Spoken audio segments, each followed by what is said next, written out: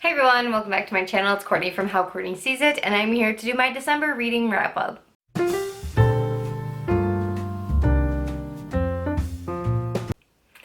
So I read a lot of books in December, but they were mostly audiobooks and or ebooks, strangely enough. So let's talk about them. I was doing the Christmas-a-thon in December, which is up on my channel, the TBR and the vlog that goes along with it, so I can link those in the description box if you're curious, or if I remember, I will put them in the information little eyes. I think it's that corner. Couldn't be sure. The camera screen is backwards. Ow. Busted my own face. That was cute. Anyway, so let's talk about the books that I did not finish, that I definitely DNF'd, and don't really know what I plan to do. So I was reading The Bone Witch by Rin Chupeco, and I love the cover of this book. It's so beautiful, and it's purple. I have a thing for purple. Like, I love purple things. It's my favorite color. But I got to, what page? Hold on. I got to page 138, so chapter 12, and I couldn't get into it. I don't know. So I might try to pick this up again later in the year, but I'm over it for right now. I'm going to return it to the library, and we're going to say our goodbyes to it. And then the other one that I didn't finish was a ebook that I had borrowed from the library. It was called The Mistletoe Matchmaker by Felicity Hayes McCoy. That's a long name. I'm going to put a cover up here. It bounced around perspectives a lot, and I got to like chapter 5 and I just didn't care. So I just stopped reading it. And then, so let's talk about what I did read. We're gonna start from the lowest to the highest. I have a list down here. That's why I'm looking down. All of these were ebooks or audiobooks, so I don't have physical copies, but I will put up the picture of the cover on the screen. So I guess I have to do these ones in order because they were part of a series, so I guess I'm not going to do them in like rank order. But I read Maximum Ride, The Angel Experiment by James Patterson. I gave it 4 stars. I really like this book. It's a good start to a series. I like it, I like it, I like it. And then I read the second book, which is School's Out Forever, and I gave it a 2.5 or a 3 star because I was like, it was fine. I liked it enough to read the third book. So I picked up the third book, and that one I gave a 2.5 or a 3 again, because and that one is called Saving the World and Other Extreme Sports. And in this one, it kind of got more about the boy. Like, she likes the boy in this book, and like I ship it 100%. Like, I ship her with this boy. I do, because he's grungy and he is like Jess from Gilmore Girls. Like, he's a little dangerous, but he's like really sweet, and we love a sweet danger boy. Anyway, so it was more about that than anything else. And like the whole premise of this book series is that there's these 6 half bird, half human children. They have wings, and they were kept in cages like throughout their childhood. They were like genetic experiments, and the whole thing is that they have to save the world. And specifically Max, the leader, has to save the world. She's like a 14-year-old girl, and it's interesting.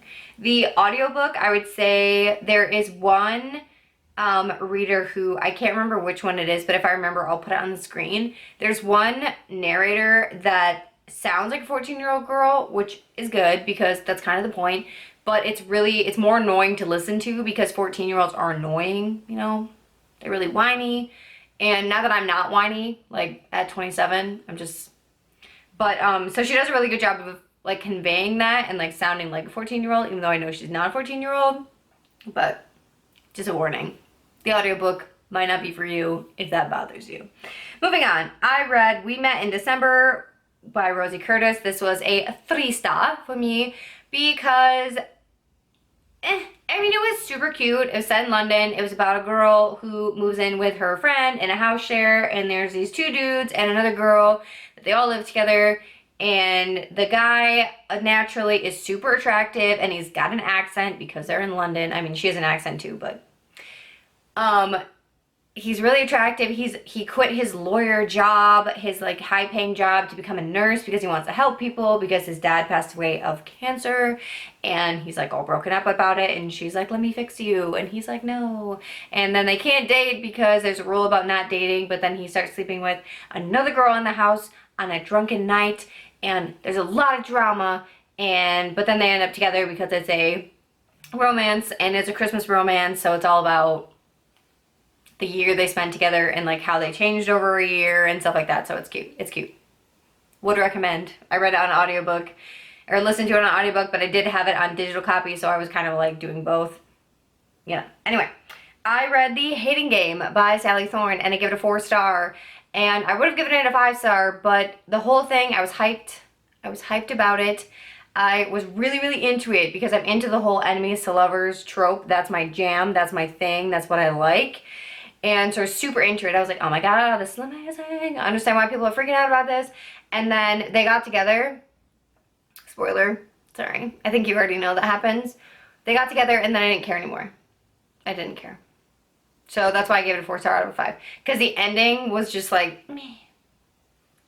Like I just didn't care. And then lastly, I read Christmas in Love, 2 N's and in, because she runs in.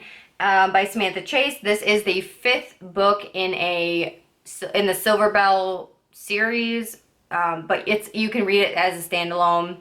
And it's about a girl who is redoing a bed and breakfast that her parents had owned, and her parents have moved to Florida because her dad is sick, and she's all alone, and they get this big snowstorm, and this really handsome ex-football player rolls into town, crashes his van because he can't drive in snow, and has to stay with her for like a week, and then they fall in love, and they do the thing, and then he has to go back to the real world outside of Silver Falls, or whatever it is, Silver Bell, I don't remember.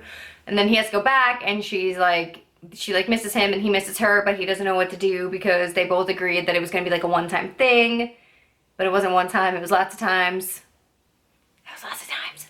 And yeah, so the only thing I didn't like about this book, why I gave it a 3-star, is because first of all, there was no sex. I mean, you knew they had sex, but like they didn't talk about it, and that's lame. Come on, like give me something. And then I don't know, it was very predictable. Like you knew what was gonna happen. Okay, it kicked me out midway through a sentence, and I don't know what that sentence was.